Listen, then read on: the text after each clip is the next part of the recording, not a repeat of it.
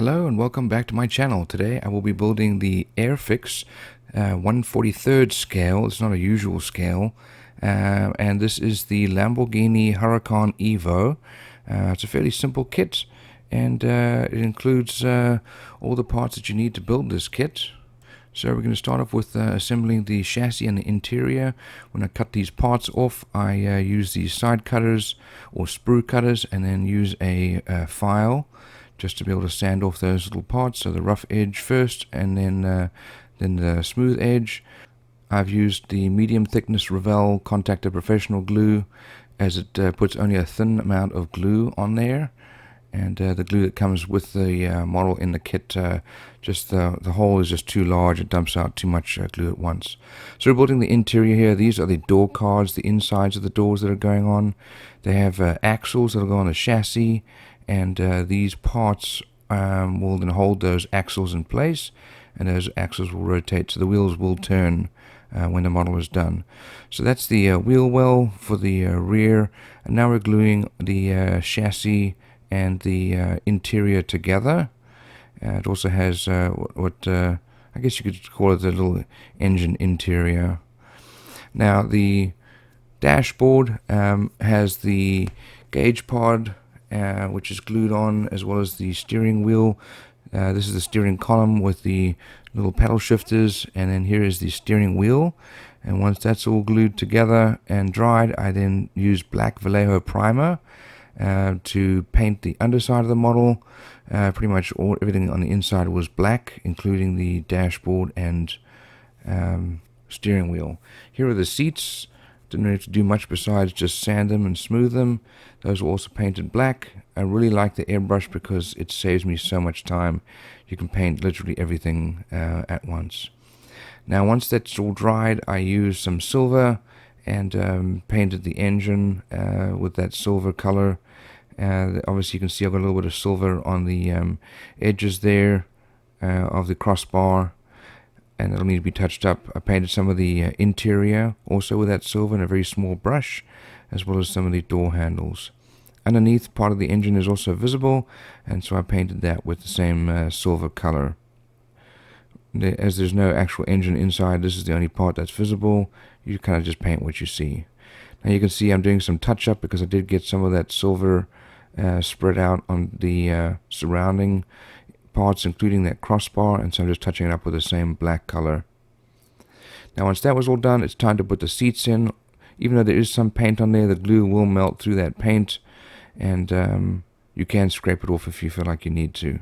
Seats go in, and then I also put the dashboard on. This is using super glue, and that fits in very easily. Just got to make sure that it fits into the correct place, so make sure you dry fit things before. Now it's time to make the wheels. Now these wheels and tires come separately, although part of the wheel is actually on the back of the, well, part of the tires on the back of the wheel. This is the black paint that comes with the model kit. I found it was unusable. You could use it, but it's going to be very thick. You would definitely need to thin it. So here I'm spray painting some gray primer, and these are the brake discs as well. And once that's dried, I then spray painted the silver on the wheel. Same thing with the discs, and spray painted that. So now I'm using the airbrush to spray the tires, and this is with the black, and it's actually more of a rubber black, and it's from the Tamiya collection, and that back part also needs to be done. The discs are silver, but the brake calipers I painted black with a satin black. Same thing for the rear parts as well, and I did these for all four. Once that's all dry, I used some panel line accent just to be able to show off some of the detail here for these. These are drilled brakes. Now these tires went on reasonably well. I probably should have sanded off a little more because there was a bit of a gap, as you can see there, and that was kind of annoying. So I'm not sure how well they really fit. But once that's all painted and touched up, it's time to put on the brakes, and these go on to the axles. They go on pretty easily. There's one particular way you got to put them on, and then I glued the wheels on. Make sure you don't put too much glue on, Make sure you put it just onto the axle, because otherwise it will stick to the brake caliper and the wheel will not turn. So when that's all done, I did put the one decal for the inside on. Not that you see it very well, and there's not a lot of detail on the inside. Now we're going to work on the body. It's time to assemble the body, and there's this little flap at the back as well as the side mirrors, and these are glued in, and they fit in very well and lined up correctly. Once I could actually get it at the correct angle, then it went in very, very well. And that was a nice feature, actually, that it was kind of drilled out. Some of the ones you just stick onto the completely flat surface, you might get the angle wrong. Now the lower part of the door is molded separately. This has to be glued on. I held it in place and then used the extra thin cement because that doesn't leave much of a residue, but it will definitely get into all the cracks and crevices. Now the rear bumper and exhaust area, that all fit together very well. And now it's time to paint. So I painted the inside of the body as well as that front bumper with the black color. This is just a black primer from Vallejo. I did the same thing with the lights and then painted them silver. And now it's time to prime the front and rear as well as the rest of the body. And I did this with the gray Vallejo primer. Now, once that's all done and dried, I then use the scribing tool. Initially try this Tamiya scribing tool, but it's very sharp and it digs in quite a bit. You have to be very, very light with it, and you can very easily slip out of that groove. So once I've done that one, I did sand it. This was just a 2000 grip sandpaper, but I did use a dental pick for the rest of the areas because I didn't feel like it was going to scrape as much as that Tamiya panel line scriber. This is the light green color, the X15 by Tamiya, and it was the perfect color. I didn't want to use the silver paint from the kit, and especially as I was going to airbrush this. So this light green is perfect for the Lamborghini, and I did multiple coats of the same green to get it to really have a full thickness coat and not have any of the gray shine through. I did give it a light sanding with a 2000 grit sandpaper, just a dry sand, and get any extra little bumps off here. Here's the second coat going on, and you can see the green is much richer and darker. Now it's time to use the gloss clear coat, and I'm going to do just one coat initially. There's the underside, and the purpose of this is to seal the model and the color, because I'm going to do panel line accent and decals. So this is the panel line accent. This is the black, and the panel lines actually were reasonably good on this little car. You can see it's not a very large car, and they did travel pretty well through those grooves. And I try not to get a big mess all over it, because the more mess you make, the more you got to clean up. Here is the Lamborghini decal for the front of the car, and then for the rear, it's the license plate. And once you get that in place, I use the Microsol and Microset to get it into place. I will use a Q-tip to be able to get it off. Now, that decal I should have saved for the end after I've painted it. We do have these little logos on the side. And once that's dry, I use the Tamiya enamel thinner to be able to get the rest of the panel line accent off. So once it's thinned, I use the wet portion to smear it around, and the dry portion to absorb the extra.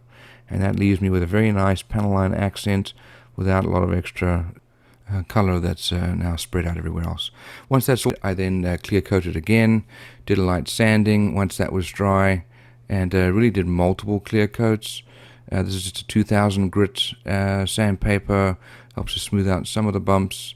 I didn't put a whole lot of effort into this just because it's such a small little model, and it's just a fun little build.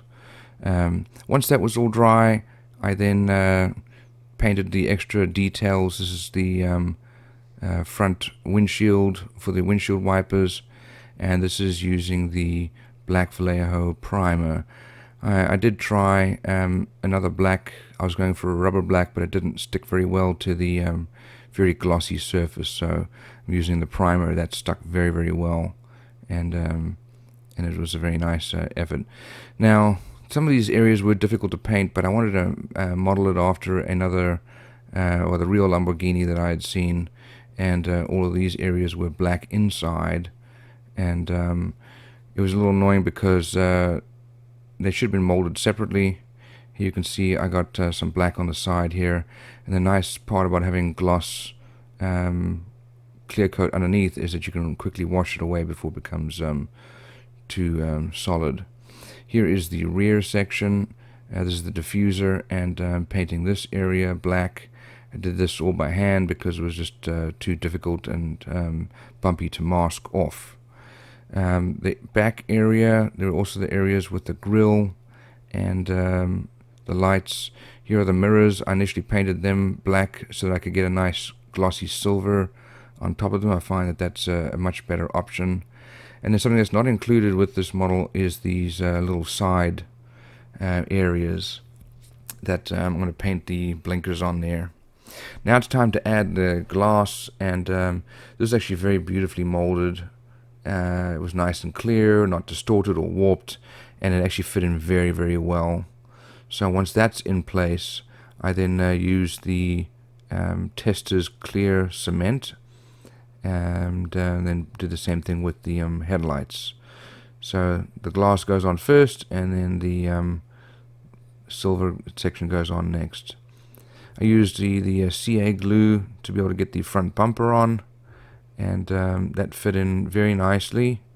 So you had to wipe off a little bit extra CA glue, and once that's dry, I then painted the interior of the glass. That way you still have the shiny outside, and this is just with the same Vallejo primer, but just because it sticks so well, it sticks to pretty much anything. So I did this all by hand. You can mask it off. It would have been just, very time consuming, and I didn't always know what was going to show through because part of it is hidden underneath the model. But you can see I'm turning it over just to kind of see what is showing, make sure I've got the lines like I want them. I use the Molotow liquid chrome for the side mirrors. The way that this pen functions is a little frustrating at times, especially if you just want a tiny amount of the chrome, but I managed to get that through. So some silver here for underneath these blinkers, and once that was dry, I used Tamiya transparent orange and red to be able to paint the different reflectors, tail lights, and so on. And that gave a nice little look, especially as it's not a very bright red for the tail lights, and it's orange for the front blinkers. Now it's time to put the model together, and it was a little difficult, but I did finally manage to get in. The best way to put it in was to put the back in first with some glue on that section, because you will not get it back up again, and then glued the side rails with the just medium thickness glue. Make sure at this point you're not getting glue all over your fingers, because you will ruin that paint job.